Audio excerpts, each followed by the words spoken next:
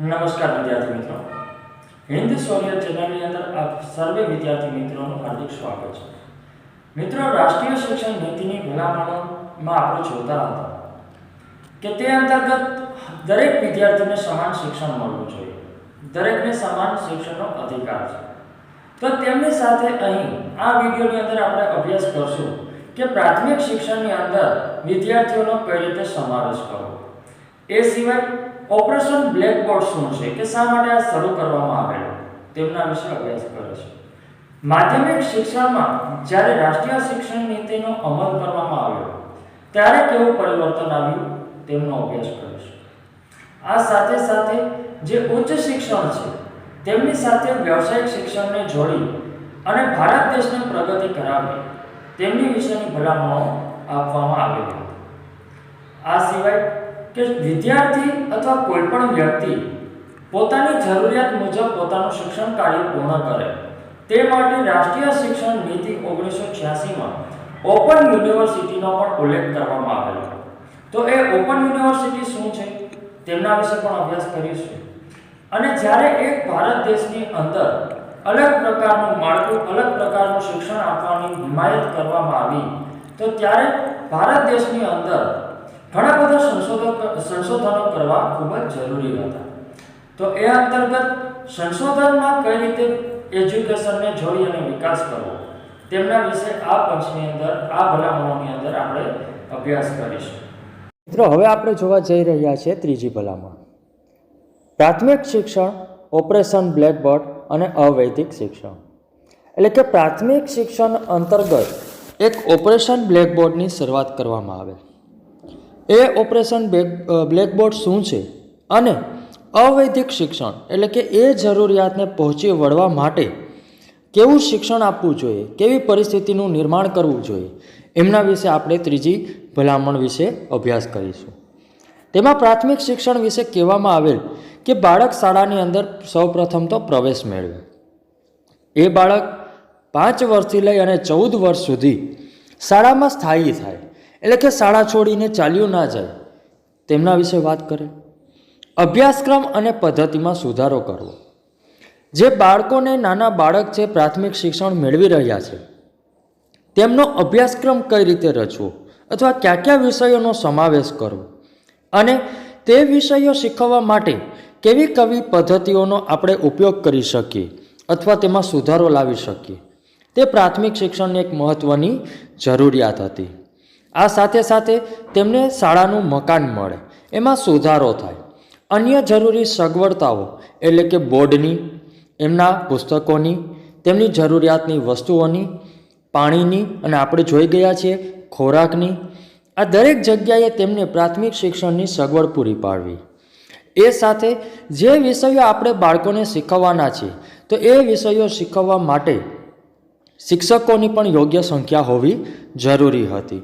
એટલે કે કોઈ બાળક હોય એક શાળાની અંદર પ્રાથમિક શિક્ષણ મેળવી રહ્યું છે તો એ શિક્ષક પણ ત્યાં એ વિષયનો હોવો જરૂરી હતો। આ સાથે એવા શિક્ષકો માટે તાલીમની એક વ્યવહારુ કાર્યક્રમની રચના કરો કે જેથી જે પ્રાથમિક શાળાના શિક્ષકો છે એમને જે તે નવી પદ્ધતિઓ, અભ્યાસક્રમ, વિષય દરેક જગ્યાએ શું મળી રહે, એક એમને માહિતી મળી રહે। એ માહિતી પૂરી પાડવા માટે એક વ્યવહારુ કાર્યક્રમની રચના કરવાની જોગવાઈ હતી। આ સાથે સાથે આપણે જોયું પ્રાથમિક શિક્ષણ। હવે જોઈએ આપણે બ્લેકબોર્ડ શું છે એટલે કે ઓપરેશન બ્લેકબોર્ડ। તો એની અંદર કઈ કઈ સુવિધાઓ બાળકોને આપવામાં આવે। પ્રાથમિક સુવિધાઓ પૂરી પાડવી। પ્રાથમિક સુવિધા એટલે કે શાળાની અંદર ટોયલેટ હોવા જોઈએ, તેમને પીવાનું પાણી હોવું જોઈએ, તેમને શુદ્ધ પૌષ્ટિક આહાર મળી રહેવો જોઈએ।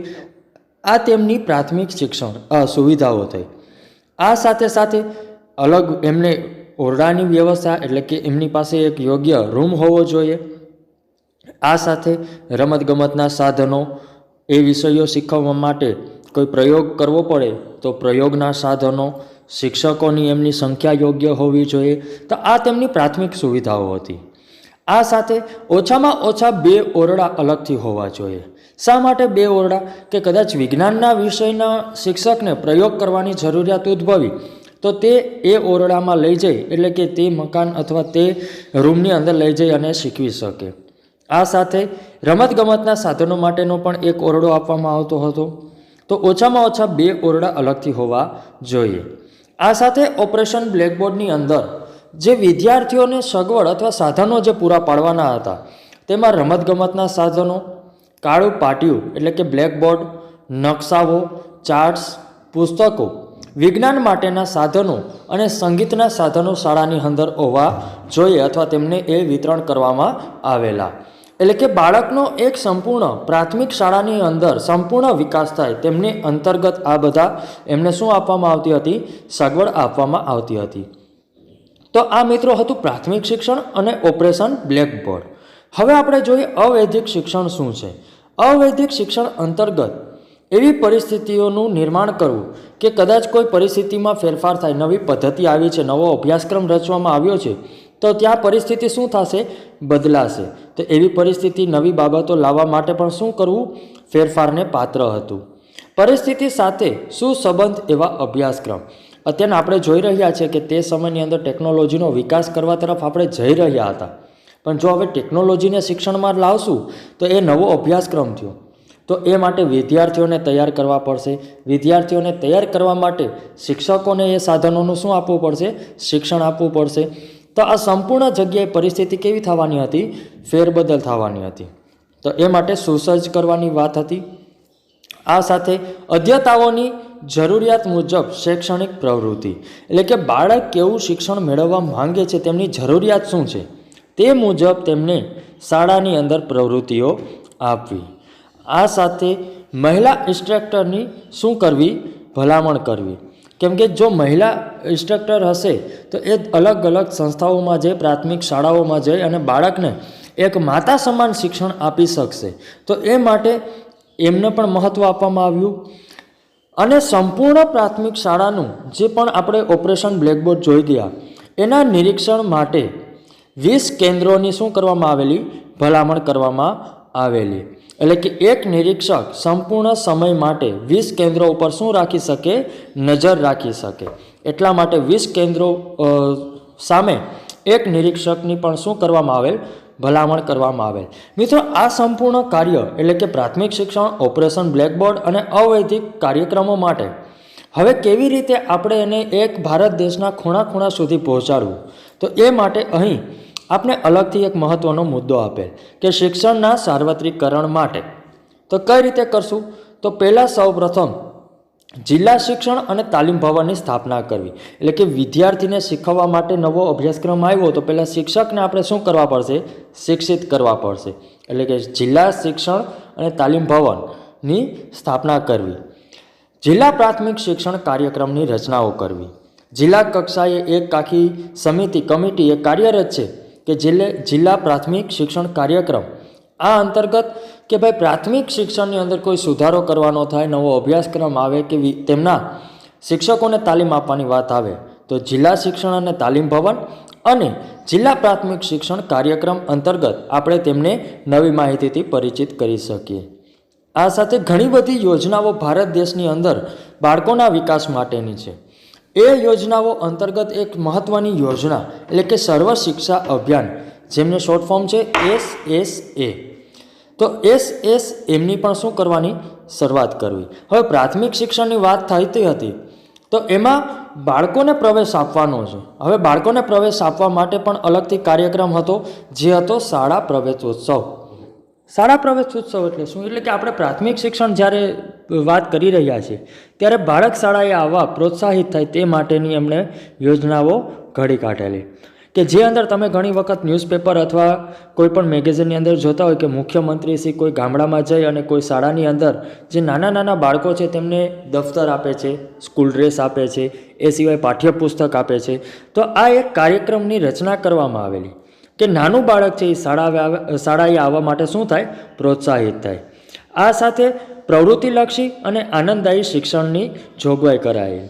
એટલે કે બાળક શાળાએ આવે તો એ પ્રવૃત્તિ કરે, ફક્ત પાઠ્યપુસ્તક પૂરતું જ્ઞાન નહીં પણ પ્રવૃત્તિ દ્વારા શિક્ષણ મેળવે અને રમતા હસતા મોઢે એ શિક્ષણ મેળવે. એટલે કે હસતા હસતા રમતા રમતા એ શિક્ષણ મેળવે, એટલે કે આનંદદાયી શિક્ષણ મેળવે. એમની પણ શું કરવામાં આવેલ? ભલામણ કરવામાં આવે. હવે જે બાળકો શિક્ષણ કાર્યમાં એ રીતે સીધા પ્રસ્થાપિત નથી થતા, એટલે કે આવી નથી શકતા, તો તેવા બાળકોને રાત્રિ શાળાઓનું પણ રચના કરવી. એટલે કે કોઈ પણ શિક્ષક છે એ વિસ્તારમાં જઈને અને જે નાના બાળકો છે એમને રાત્રિના સમયની અંદર શું આપે? શિક્ષણ આપે.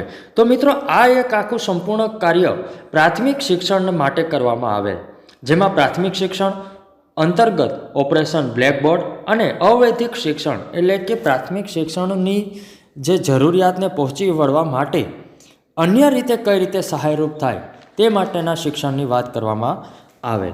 હવે મિત્રો, પ્રાથમિક શિક્ષણ વિશે આપણે માહિતી મેળવી ચૂક્યા.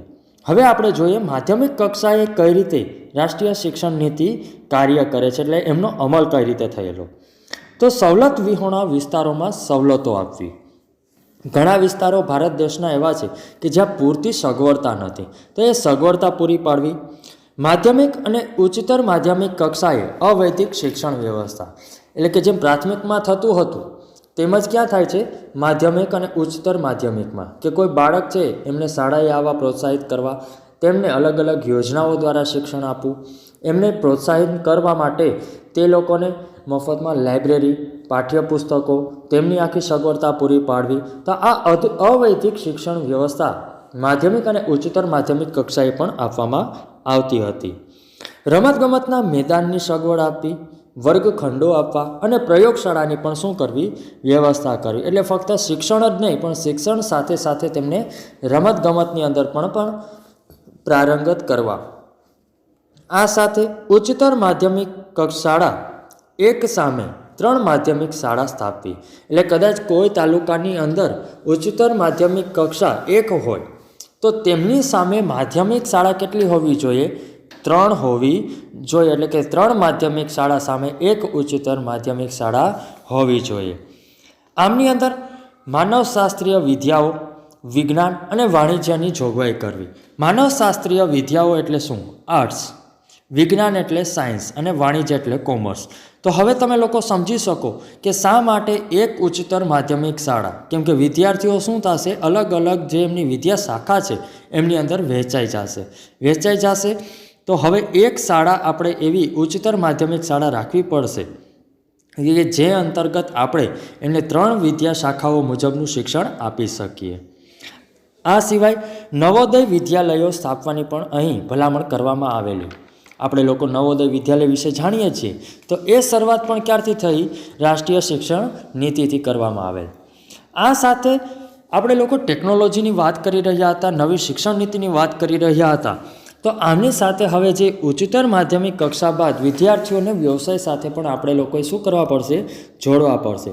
એટલા માટે ત્યારબાદની જે ભલામણ હતી એ હતી શિક્ષણનું વ્યવસાયીકરણ, એટલે કે બાળકોને શિક્ષણની અંદર કઈ રીતે સામેલ કરવા, જે અંતર્ગત નોકરી મેળવવા યોગ્ય માનવ શક્તિ પ્રાપ્ત કરવી. આપણે લોકોને ખબર છે કે તે સમયની અંદર શિક્ષણ કોઈ ઉચ્ચ શિક્ષણ મેળવી લેતું તો એમને સામાન્ય રીતે ઝડપથી નોકરી મળી જતી હતી. પણ એ નોકરી મેળવવા માટે જે વિદ્યાર્થીઓ છે તેમની પાસે યોગ્ય લાયકાતો તે સમયની અંદર હતી નહીં. એટલા માટે નોકરી મેળવવા યોગ્ય માનવ શક્તિ પ્રાપ્ત કરવી, કે જે તે કાર્ય કરવા માટે, જે તે નોકરી માટે યોગ્ય શિક્ષિત વ્યક્તિઓ મેળવવા. સમાજની માંગ પ્રમાણે કુશળ માનવ શક્તિ આપવી. ત્યારના સમાજની માંગ શું હતી? બેરોજગારી વધતી હતી. આપણે તેમની સાથે સાથે વિદ્યાર્થીઓને ટેકનોલોજી તરફ પણ વાળવાના હતા. તો આ સમાજની માંગ હતી. તો એ માટે જો યોગ્ય વ્યક્તિ શીખવનાર હશે તો જ વિદ્યાર્થી શિક્ષિત થશે. તો કુશળ માનવ શક્તિની જરૂરિયાત હતી. ત્યારબાદ વ્યવસાયિક શિક્ષણ એક હેતુલક્ષી વિકલ્પ, એટલે કે એ લોકોને પોતાના શિક્ષણ સાથે એ વ્યવસાય સાથે જોડાય, એને પણ અહીં વિકલ્પ તરીકે વિકસાવવો, કે જેથી બાળક જે ભણતા પોતાનું જીવન પણ ચલાવી શકે. ધંધાકીય ક્ષેત્રે કુશળતા કેળવવી. કોઈ વ્યક્તિ ધંધો કરવા માંગતો હોય અથવા કોઈ કંપની બનાવવા માંગતો હોય તો એ લોકોને શું કરવા? કુશળ કરવા અને તે લોકોને સમાજની અંદર પ્રસ્થાપિત કરવા. આ સાથે ધોરણ 8થી વિવિધલક્ષી અભ્યાસક્રમ, એટલે કે ધોરણ 8માં એ લોકોને અલગ અલગ વિષયોનો, અલગ અલગ ટેકનોલોજીનો શું આપવામાં આવતું? અભ્યાસ કરાવવામાં આવતો. એ સાથે 8મા ધોરણથી કોઈ વ્યવસાય સાથે જોડાવા માંગે તો તે અલગ આખો અભ્યાસક્રમ થઈ ગયો, એટલે કે વિવિધલક્ષી થઈ ગયો. આ સાથે કોઈ ટેકનોલોજીમાં એટલે કે આપણે લોકો પરિચિત છીએ ITIની, તો એમની પણ ગોઠવણ કરાયેલ કે બાળકને કદાચ અભ્યાસની અંદર ITIની અંદર જઈને અભ્યાસ કરવો છે તો તે એ મુજબ પણ શિક્ષણ મેળવી શકે છે. તો મિત્રો, પ્રાથમિક આપણે જોઈ ગયા હતા. આ જે ભલામણો કરવામાં આવેલી એ માધ્યમિક અને માધ્યમિક બાદ એટલે કે વ્યવસાયીકરણ એટલે કે કોઈ વ્યવસાય સાથે જોડાવા માંગે તો એ મુજબના શિક્ષણની શું હતી? ભલામણો હતી. માધ્યમિક અને ઉચ્ચતર માધ્યમિક વિશે આપણે જોઈએ તો તે બાદ આપણે જોઈએ ઉચ્ચતર શિક્ષણ એટલે કે કોલેજ કક્ષાએ કેવી સગવડતા બાળકોને આપવી જોઈએ. તો તે અંતર્ગત પહેલાં પુષ્ટિકરણ અને વિતરણની આપણી જે એક ભલામણ હતી. પુષ્ટિકરણ અને વિસ્તરણ એટલે શું? એટલે કે યોગ્ય રીતે એમને શિક્ષણ મળે તો એ યોગ્ય શિક્ષણ આપવા માટે એક પુષ્ટિકરણ એટલે કે કેવું શિક્ષણ આપવું એ યોગ્ય હોવું જોઈએ. એ સાથે સાથે વિસ્તરણ એટલે કે તેમનો શું કરવો? વિસ્તાર વધારવો, તેમની અંદર નવા નવા અભ્યાસક્રમોનો સમાવેશ કરવો. કોઈપણ વ્યક્તિ, ભારત દેશનું બાળક માધ્યમિક અને ઉચ્ચતર માધ્યમિકની અંદર અભ્યાસ કર્યા બાદ ઉચ્ચ શિક્ષણ સરળતાથી મેળવે તે માટેની શું હતી? સગવડતા માટે ભલામણ કરવામાં આવે. તે અંતર્ગત સાધન સંપન્ન કરવા આયોજન એટલે કે કોલેજની અંદર જે કોલેજો છે, જે યુનિવર્સિટી છે, તેમાં યોગ્ય સાધનો હોવા જોઈએ જેથી બાળક છે એ પોતાનું શિક્ષણ કાર્ય કરી શકે. UGC દ્વારા વધુ અસરકારક બનાવવું. આપણે લોકો જાણીએ છીએ કે UGC એટલે શું? University grant commission. તો UGC દ્વારા શું કરવું? નવા નવા અભ્યાસક્રમોની રચના કરવી, નવા નવા સાધનો કોલેજોની અંદર આપવા, નવી નવી માહિતીઓ બાળકો સુધી પહોંચે તે માટે આખું શું કરવું? એક અસરકારક એવું એક સવલત પૂરી પાડવી. આયોજન અને ભૌતિક સુવિધા વિના નવી સંસ્થા ન સ્થાપવી. એટલે કે કોઈપણ જગ્યાએ કોઈ નવી સંસ્થા સ્થાપવાની થાય તો તેમાં સૌપ્રથમ આયોજન હોવું જોઈએ. આયોજન કઈ બાબતનું? કે તેમની જરૂરિયાત છે, તે વિસ્તારમાં બાળકોને નવી કોલેજની જરૂરિયાત છે, એ સાથે સાથે યોગ્ય પ્રોફેસરો છે, યોગ્ય પ્રોફેસરોને ઉપયોગી એવા યોગ્ય સાધનો છે, રમતગમતનું મેદાન છે, જે બાળકો છે એમને પૂરતા પ્રમાણની અંદર યોગ્ય શિક્ષણ મળી રહેશે તે માટેની જો સગવડતા ના હોય, સુવિધા ના હોય તો સંસ્થા સ્થાપવા દેવામાં આવતી ન હતી. અને જે લોકો ઉચ્ચતર શિક્ષણ મેળવવા માંગે છે એમના માટે પ્રવેશ માટે પણ શું કરવામાં આવેલી? પરીક્ષાઓ વિકસાવવામાં આવેલી. તમે જઈ અને ઉચ્ચતર શિક્ષણની અંતર્ગત તમે સીધું એડમિશન લઈ લે છે, પણ એ સિવાય પણ ઘણી બધી એવી ઉચ્ચતર શિક્ષણ છે કે જેની અંદર તમારે પરીક્ષા આપવી ફરજિયાત છે. આ સાથે જે સ્વાયત્ત કોલેજો છે તેમનો પણ વિકાસ કરવો. એટલે કે યુનિવર્સિટી સાથે સાથે એવી કોલેજો છે જે અલગ એક જ પદ્ધતિ અનુસાર કાર્ય કરે છે. એટલે કે કોમર્સ કોલેજ હોય, સાયન્સ કોલેજ હોય, તો આ કોલેજોમાં પણ અલગ કાયદાકીય જોગવાઈઓ હતી. એટલે કે કાયદા મુજબ જોગવાઈઓ અલગ પણ કરી શકતા હતા. આમની અંદર શૈક્ષણિક, વહીવટી અને આર્થિક સ્વતંત્રતા અંગે માર્ગદર્શન આપવાની વાત હતી. શિક્ષણ ક્ષેત્રે એટલે કે નવી કોઈ પદ્ધતિ આવે, આ સાથે સાથે પદ્ધતિઓ સાથે અભ્યાસક્રમ હોય, કોઈ નવી અભ્યાસક્રમની રચના હોય તો તે માટે પણ જોગવાઈ હતી. અને વહીવટી એટલે કે કઈ રીતે એ કોલેજોનું સંચાલન કરવું, એમનો વહીવટ કઈ રીતે ચલાવવો એ માટે પણ સ્વતંત્રતા હતી. અને આર્થિક સ્વતંત્રતા એટલે કે પોતાની રીતે કોઈપણ વ્યક્તિ જો કદાચ એ લોકોને કોઈ પણ દાન આપે તો એ દાનની અંદર કઈ રીતે એ દાનમાંથી શું કરવું? પોતાના વિદ્યાર્થીઓનો વિકાસ કરવો તે માટે કોલેજોને શું આપવામાં આવતું? માર્ગદર્શન આપવામાં આવતું હતું. શિક્ષકોના હિતનો પણ અહીં ખ્યાલ રાખવામાં આવેલો હતો કે ભાઈ કોઈ પણ કોલેજની અંદર જે શિક્ષકો છે એમને પણ યોગ્ય પગાર મળે, એમને પણ પેન્શન મળે અને તેમની જરૂરિયાતની જે સગવડો છે એ એમને શિક્ષકોને મળતી રહે એ માટેની અહીં જોગવાઈ કરાયેલ. પછાત વર્ગમાં ખાસ પ્રકારની સહાયતા કે કદાચ એવો વિસ્તાર જે છે કે જે પછાત છે અથવા કોઈ વર્ગ એવો છે કે જે પછાત છે તો એ જગ્યાએ પણ અલગ તમે સહાયતા આપી શકો છો. તો આ રીતની આખી કોલેજ કક્ષાએ શું કરવામાં આવેલી? વ્યવસ્થા કરવામાં આવેલી. મિત્રો, હવે આપણે જે ઉચ્ચતર શિક્ષણ છે એટલે કે કોલેજ કક્ષાએ વિચારી રહ્યા છે તો હવે તે જગ્યાએ આપણે અભ્યાસક્રમોની રચના કેવી કરશું? તો એ અંતર્ગત આપણે અભ્યાસક્રમોની પુનઃરચના કરવી. એટલે કે હવે જ્યારે ટેકનોલોજી આખો વિષય જ આપણી સામેલ કરવામાં આવે છે આપણા એજ્યુકેશનમાં, તો આપણે કોલેજોની અંદર અભ્યાસ કરતા બાળકોને એટલે કે વિદ્યાર્થીઓને આપણે ભૂલી જવા જોઈએ નહીં. તેમાં અભ્યાસક્રમોની પુનઃરચના કરવાની વાત હતી. ફેકલ્ટી મુજબ પુનઃસ્થાપના એટલે કે આર્ટ્સ, કોમર્સ, સાયન્સ અથવા કોઈપણ ક્ષેત્રની અંદર ફેકલ્ટી મુજબ શિક્ષણ મેળવવા માંગે તો એ મુજબ આખું માળખું કેવું કરવું? નવું રચવું. એ સાથે યુજીસી મુજબ અનુસરવું કે કદાચ કોઈ અભ્યાસક્રમ નવો રચવાની શરૂઆત થાય તો એ અભ્યાસક્રમ રચવા માટે તમારે યુનિવર્સિટી ગ્રાન્ટ કમિશનને શું કરવું પડે? આવકારવું પડે, તેમના નિયમોને અનુસરવું પડે. અને કોલેજ કક્ષાએ વિદ્યાર્થીઓમાં સર્જનાત્મક પ્રવૃત્તિનો વિકાસ થાય, વિદ્યાર્થી સમાજ સાથે જોડાઈને કાર્ય કરે, વિદ્યાર્થી રમતગમતની અંદર પ્રારંગત થાય એટલે કે સર્જનાત્મક પ્રવૃત્તિઓ કરાવી, એ સાથે સમાજ સાથે જોડવા એનસીસી, એનએસએસના ક્લાસો લેવા, આ સાથે સાથે વિદ્યાર્થી રમતગમતની અંદર પણ આગળ વધે તેવી અભ્યાસક્રમોની રચના કરવી.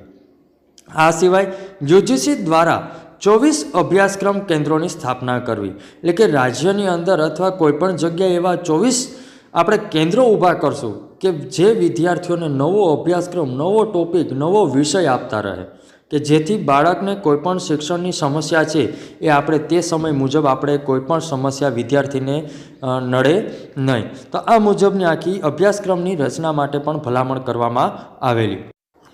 હવે અભ્યાસક્રમ રચના તો આપણે કરી લઈશું અથવા તો અભ્યાસક્રમ રચના તો થઈ ગઈ, પણ એમના માટે જરૂર પડશે આપણે લોકોને એક એવા શિક્ષકના સમૂહની જે બાળકને કોલેજોની અંદર સારામાં સારું શિક્ષણ આપી શકે. તો તેમાં જે નવા વ્યાખ્યાતાઓ છે એટલે કે નવા શિક્ષકો છે તેમને એક તાલીમ આપવા માટે કાર્યક્રમની રચના કરવા.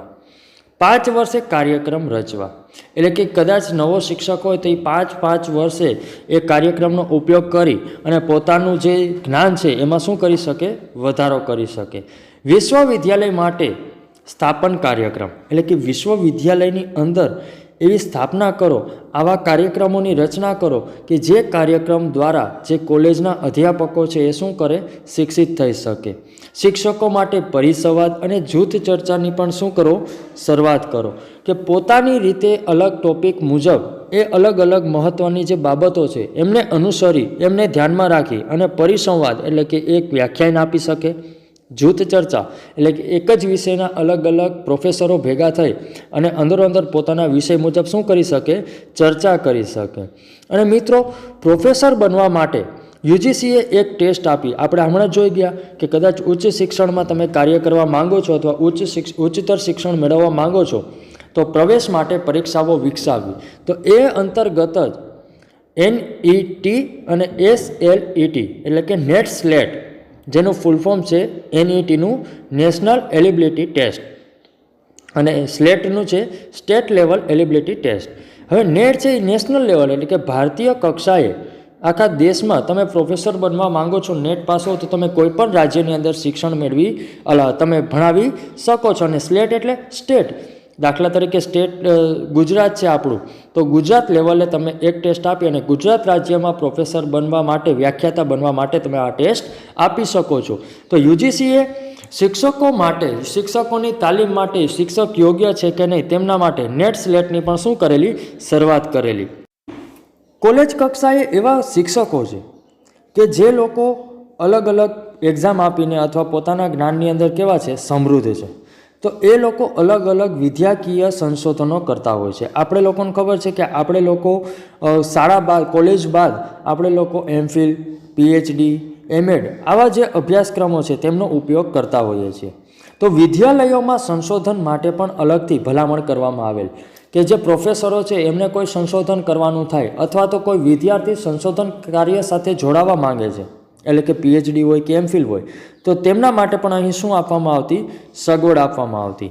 એટલે કે નાણાકીય જોગવાઈમાં વધારો કરવો. ભારત દેશની અંદર નાણાકીય બાબત વિદ્યાર્થીઓ માટે એક મહત્ત્વની છે, કેમ કે જે સંશોધન કરશે તેનું સંશોધન કાર્ય પૂર્ણ થાય ત્યાં સુધીમાં ઘણો બધો ખર્ચ થઈ જતો હોય. તો એમને નાણાકીય સગવડતા આપવી, સંશોધન સુવિધા ઊભી કરવી એટલે કે નવી બાબત કોઈ શોધવા માંગતો હોય તો એમને પ્રોત્સાહિત કરવા, સંશોધન માટે પ્રોત્સાહન આપવું કે અલગ અલગ ભારતીય દેશના વિષયો મુજબ, એમની કક્ષાઓ મુજબ, એમની શાખાઓ મુજબ વિદ્યાર્થીઓને શું કરવા? પ્રોત્સાહિત કરવા. સંશોધન મુજબ સુધારા ઉધારા કરવા. કદાચ કોઈ એક વ્યક્તિ, PhDનો વ્યક્તિ છે એ અભ્યાસક્રમમાં કોઈ એવું મહત્ત્વનું સંશોધન કરે છે અને જેમની અંદરથી એમને એ વિષયની અંદર જેમાં એ સંશોધન કરે છે તેમાં કંઈક વધારો કરવાની એમને શું થઈ, જોગવાઈ થઈ. તો અહીં વિદ્યાલયોની અંદર કોઈ સંશોધન કરવામાં આવે તો એ સંશોધન બાકીની જે કોલેજો છે તે સુધારો કરી શકે, એટલે કે યુજીસી દ્વારા આ આખું સંપૂર્ણ કાર્ય કરવામાં આવે. તો આ આખું હતું વિદ્યાલયોમાં સંશોધન. હવે આપણે વિદ્યાલયોની અંદર એમની કાર્યક્ષમતામાં કઈ રીતે સુધારો કરવો એ પણ મહત્ત્વની બાબત હતી. તો વિગતો જાણવા માટે કોમ્પ્યુટર વિકસાવવું. કોઈપણ વિદ્યાર્થીની આપણે વિગત જોતી હોય અથવા નવી બાબતોની આપણે વિગત જોતી હોય તો એ માટે શાળાની અથવા કોલેજોની અંદર શું હોવું જોઈએ, કોમ્પ્યુટર હોવું જોઈએ. સંસ્થાઓને સંકલિત કરવી, એટલે કે કદાચ કોમર્સ કોલેજ હું કહું તો કોમર્સ કોલેજ જો કદાચ જિલ્લામાં 2-3 હોય તો એ બધાને એકબીજા સાથે જોડવી. પુસ્તકાલયો સજ્જ કરવા, એટલે કે વિદ્યાર્થીઓ જે કોઈ પણ ઉચ્ચ શિક્ષણ મેળવી રહ્યા છે, કોઈ પીએચડી કાર્ય સાથે જોડાયેલ છે, કોઈ અન્ય વિદ્યાશાખા સાથે જોડાયેલા છે, એ પોતાની લાઇબ્રેરીનો ઉપયોગ કરી અને પોતાના જ્ઞાનમાં વધારો કરે તે માટેની ભલામણો કરવામાં આવેલ. તો મિત્રો આ હતું ઉચ્ચતર શિક્ષણ માટેની ભલામણો. હવે ઉચ્ચતર શિક્ષણ કર્યા બાદ આપણે આગળ જોયા કે આપણે પ્રૌઢ શિક્ષણને અને ઓપન યુનિવર્સિટી પણ આપણે અહીં ભલામણ કરવામાં આવેલ. તો ઓપન યુનિવર્સિટી અંતર્ગત વિશે આપણે માહિતી મેળવીએ. ઓપન યુનિવર્સિટી એટલે કે ખુલ્લી વિદ્યાપીઠ અને દૂરવર્તી શિક્ષણ એટલે કે દૂર રહી અને શિક્ષણ મેળવવામાં આવતું હોય તો એ દૂરવર્તી શિક્ષણ થયું. કોઈ પણ વ્યક્તિ એ વિદ્યાપીઠનો ઉપયોગ કરીને અભ્યાસ કરવા માંગે છે તો ખુલ્લી વિદ્યાપીઠ થયું, અને અંગ્રેજીમાં આપણે એ લોકોને નામથી પરિચિત છે ઓપન યુનિવર્સિટી. તો ઉચ્ચ શિક્ષણ મેળવવા માટે અભ્યાસની તકોમાં વધારો કરવા માટે ઓપન યુનિવર્સિટીની સ્થાપના કરવામાં આવે, જે અંતર્ગત સપ્ટેમ્બર 1985માં ઇન્દિરા ગાંધી નેશનલ ઓપન યુનિવર્સિટીની સ્થાપના કરવામાં આવેલી. આ સાથે તેમની અંદર ડિપ્લોમા અને ડિગ્રીના અભ્યાસક્રમોની રચના થયેલ. અભ્યાસક્રમનું માળખું કેવું છે, આદર્શ રચવું, કે કોઈ પણ વ્યક્તિ કદાચ ઓપન યુનિવર્સિટીની અંદર અભ્યાસ કરતો હોય તો એને યોગ્ય અભ્યાસક્રમ, એમના પાઠ્યપુસ્તકોને બધું મળી રહે. આ સાથે સાથે પોતાના પ્રોફેસરો પાસેથી માહિતી પણ મેળવતો રહે. તો એ માટે શું કરવું, યોગ્ય આદર્શ માળખાની રચના કરવી. સાહિત્ય વિતરણ વ્યવસ્થા, પ્રચાર માધ્યમો દ્વારા વિદ્યાર્થીઓને શું કરવા, પ્રોત્સાહન પૂરું પાડવું, યોગ્ય માહિતી આપવી. તમે લોકો જોવો છો કે ઓપન યુનિવર્સિટીની અંદર એમની વેબસાઇટ ઉપર જાઓ તો તમને તેમનો અભ્યાસક્રમ મળી જશે, ક્યાં પાઠ્યપુસ્તકમાંથી વાંચવું તે પણ મળી જાય. તે સિવાય તમારે લોકોએ અસાઇનમેન્ટ પહોંચાડવાના હોય તે પણ પહોંચાડવા પડે. પ્રોફેસરોનો પણ તમે મદદ લઈ શકો છો. એટલે કે ઓપન યુનિવર્સિટીમાં ફક્ત નામ ખાતર આપણે અભ્યાસ કરવો ના જોઈએ, પણ તેમની પાછળ આપણે જે પણ શિક્ષણ મેળવવા માંગીએ છીએ તેમાં ઊંડું જ્ઞાન મેળવવા માટેની વ્યવસ્થા પણ કરવામાં આવે છે. રાજ્યોમાં ઓપન યુનિવર્સિટી સ્થાપવા પ્રોત્સાહન આપવું, એટલે કે ઘણી વખત એક કેન્દ્રીય તો છે જે છે કેન્દ્રીય તો એક યુનિવર્સિટી છે જ, ઇન્દિરા ગાંધી યુનિવર્સિટી, પણ હવે આપણે લોકોએ રાજ્ય કક્ષાએ આપણે કોઈ યુનિવર્સિટી સ્થાપવા માંગતા હોય તો પણ આપણે સ્થાપી શકીએ છીએ. એક્ઝામ્પલ તરીકે ડૉક્ટર બાબારાવ ભીમસાબ આંબેડકર યુનિવર્સિટી. તો આ યુનિવર્સિટી કેવી છે, ઓપન યુનિવર્સિટી છે. આ સાથે ગુણવત્તા અને વિતરણ વ્યવસ્થાની ખાતરી આપી. કદાચ કોઈ વ્યક્તિ આની અંદર એડમિશન લે તેમને યોગ્ય શિક્ષણ મળશે, યોગ્ય ગુણવત્તાવાળું શિક્ષણ મળશે અને યોગ્ય માહિતી પણ મળી રહેશે. એટલે કે એમનું વિતરણ, કદાચ કોઈ બુક તમારે જોતી હોય તો તમે તેમની લાઇબ્રેરીનો ઉપયોગ કરી શકો છો, અથવા કોઈ લીથાની જરૂર હોય તો તમે ત્યાંના પ્રોફેસરો પાસેથી પણ આ માહિતી મેળવી શકો છો. જે અંતર્ગત ઓપન યુનિવર્સિટી અંતર્ગત ગુજરાતમાં બાબા સાહેબ આંબેડકર ઓપન યુનિવર્સિટીની સ્થાપના કરવામાં આવે. તો મિત્રો આ હતું ઉચ્ચતર શિક્ષણ સાથે આપણે ઓપન યુનિવર્સિટીને કઈ રીતે જોડવી તે વિશેની માહિતી. આ સાથે હવે એક નવો શબ્દ આવેલો કે સંશોધન. તો સંશોધન વિશે પણ આપણે લોકોને અહીં ભલામણ કરવામાં આવેલી છે. તો સંશોધન અને વિકાસ એટલે કે યોગ્ય માળખું, વિશિષ્ટ સાધન સામગ્રી વગેરે માટે સગવડતા પૂરી પાડવી. કે કોઈ વ્યક્તિ સંશોધન કરવા માંગતો હોય તો તેમને એક માળખા મુજબ જ કાર્ય કરવું પડે છે. અન્ય રીતે કાર્ય કરી શકતા, પોતાની મરજી મુજબ કાર્ય કરી શકતા નથી. અને જે માળખા મુજબ તે કાર્ય કરે છે તે મુજબ એમને શું આપવા, સાધન સામગ્રી પૂરા પાડવા. આ સાથે સંશોધકને વધુ સ્વતંત્રતા માટે નિયમો અને પ્રક્રિયામાં ફેરફાર કરવો.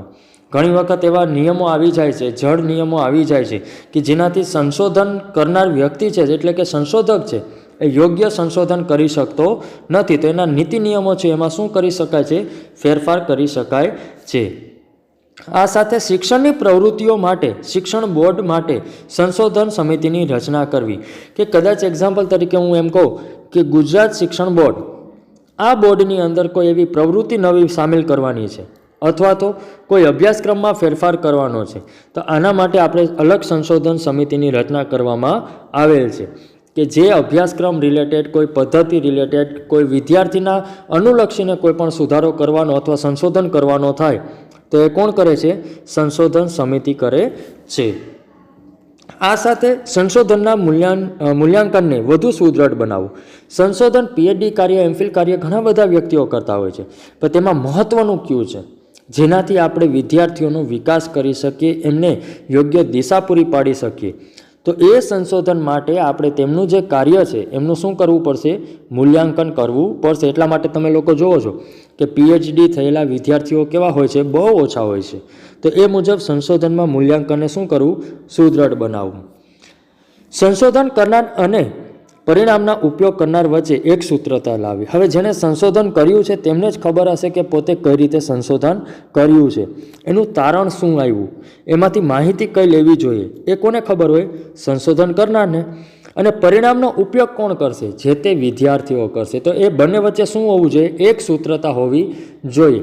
એટલે કે ધોરણ 8ની વાત થતી હોય તો એ ધોરણ 8ના વિદ્યાર્થીઓ માટે જ એ શું થતું હોય છે? સંશોધન ઉપયોગી થતું હોય છે. તો આ રીતે એક સૂત્રતા લાવવાની ભલામણ થયેલ. એવી સંશોધન સંસ્થાઓ ઊભી કરો કે વધુ પડતા શિક્ષકો, વધુ પડતા વિદ્યાર્થીઓ એ સંસ્થા દ્વારા શું થઈ શકે? સંશોધન કાર્ય કરી શકે. આ સાથે સાથે રાજ્ય સંશોધન મંડળની સ્થાપના કરવી. એટલે કે રાજ્યની અંદર કોઈ શિક્ષક કદાચ કાર્ય કરવા માંગતો હોય, નવું સંશોધન કરવા માંગતો હોય, તો એ આ રાજ્ય સંશોધન મંડળનો ઉપયોગ કરી અને પોતાના કાર્યને શું કરી શકે છે? પૂર્ણ કરી શકે છે. કન્ટિન્યુ. તો વિદ્યાર્થી મિત્રો, આપણે અહીં આ વિડીયોમાં પ્રાથમિક, માધ્યમિક, વ્યવસાયિક, ઉચ્ચ શિક્ષણ વિશે અભ્યાસ કર્યો. તેમની સાથે આ દરેક જગ્યાએ પોતાનું સ્તર ઊંચું કરવા માટે સંશોધનની અંદર કઈ રીતે વિકાસ કરવો તેમના વિશે અભ્યાસ કર્યો. તો આ જ પંચની અન્ય ભલામણો વિશે જાણવા માટે હિન્દ શૌર્ય ચેનલને લાઈક કરો, શેર કરો, સબસ્ક્રાઈબ કરો. ધન્યવાદ. જય હિન્દ.